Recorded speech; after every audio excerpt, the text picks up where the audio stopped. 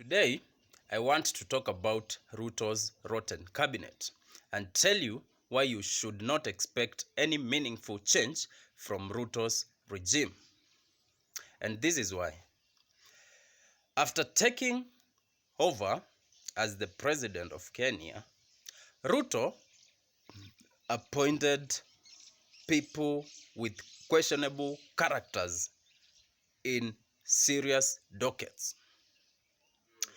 Ruto went ahead and made some very tribal appointments. Most of Ruto's cabinet secretaries are from two tribes, and you know what to expect from such kind of people. One, they will not serve you as Kenyans. They will serve their masters because they know they are there not because of merit, not because they qualified to be there, but because of the tribes they come from. Again, Ruto's cabinet is made up of murderers, rapists, thieves. These are hardcore criminals surrounding William Ruto, and this is why you should not expect anything from them.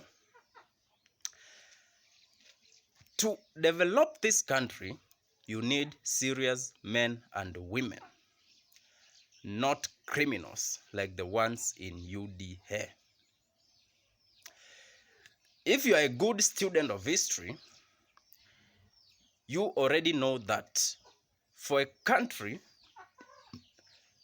to develop, it doesn't need the characters Ruto is surrounding himself with.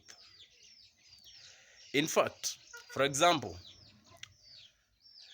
if you talk about Singapore, which Ruto likes quoting, you will realize for it to be where it is today, it was led by serious men and women. In fact, if Ruto's cabinet, if they were citizens of Singapore, they would have been hanged today. Others would be serving a sentence of not less than 200 years in prison because they do not deserve to be in any public office. These are thieves. These are murderers. These are rapists. These are hardcore criminals. If these people were in a country like China, they would have been shot dead long time ago.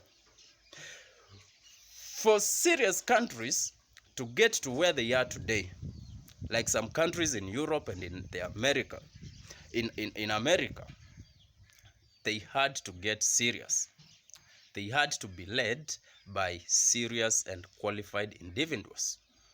And so, this is why you shouldn't expect any meaningful change from William Ruto, who has appointed people with ongoing corruption cases, rape cases, murder cases in our courts. For example, the Cabinet Secretary for Agriculture is a rapist. We were shown videos of this guy raping someone's wife. But the idiot calling himself the DPP withdrew this case and told us he doesn't have enough evidence because he was acting on orders from William Ruto. Someone like this woman from Kilifi, I don't know which, this Jumwa woman, I don't know which cabinet position she holds. She's a class 6 dropout who cannot even read properly. And these are the people you expect them to lead you. You must be stupid. Someone like this Kikuyu tribalist, this Kuria guy, his only qualification to the cabinet is by going to the Kikuyu area and telling people that Luos are uncircumcised.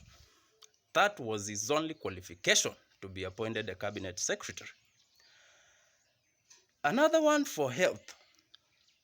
Just because she left her husband and started hanging out with Wetangula and I don't know who else, She was appointed a cabinet secretary. In short, I can name all of them. These are hardcore criminals, people with no morals, no integrity, people who do not deserve to lead even their own families. And yet, you as a Kenyan, you are seated and saying that you are giving William Ruto time to deliver. Deliver on what? What will Ruto deliver on if he is surrounded by criminals just like himself? You see, Kenyans, you should stop expecting things which cannot happen. You will only get what you voted for. And in the last year's general election, 2022 elections, you voted for hardcore criminals. And what you should expect is criminal activities to go on until you remove these people from power. These people do not understand the history of this country. These people do not know where the problems we are facing as Kenyans came from. And so they do not have the capacity to solve these problems. That's why when I tell you they are clueless, I know what I'm talking about. These are people led by William Ruto who told you not even to read history because all you need is a wheelbarrow. All you need is a boda. All you need is a kibanda as a mama boga, because these people want you to remain poor. These people have a tendency of glorifying poverty. What is so good in being called a mama boga? Why do you cheer and clap for these people when they call you a boda? Yet they are the same people who have made you poor. To liberate this country, we must first talk to the people. We must first tell the people the truth. We must tell the people why they are where they are today. We must tell the people why they are poor. We must tell the people why they cannot afford basic needs. After they get to know and understand this, they will be in a better place to confront these criminals calling themselves politicians. And if we do not do that, we will continue suffering as a country. We will remain a poor third world and a dirty, very, very dirty country with no morals, no direction, and no sense of identity. Because we have a tendency of celebrating our oppressors. We have a tendency of clapping for criminals calling themselves politicians. The time is now to remove Ruto from office. The time is now to do away with these criminals.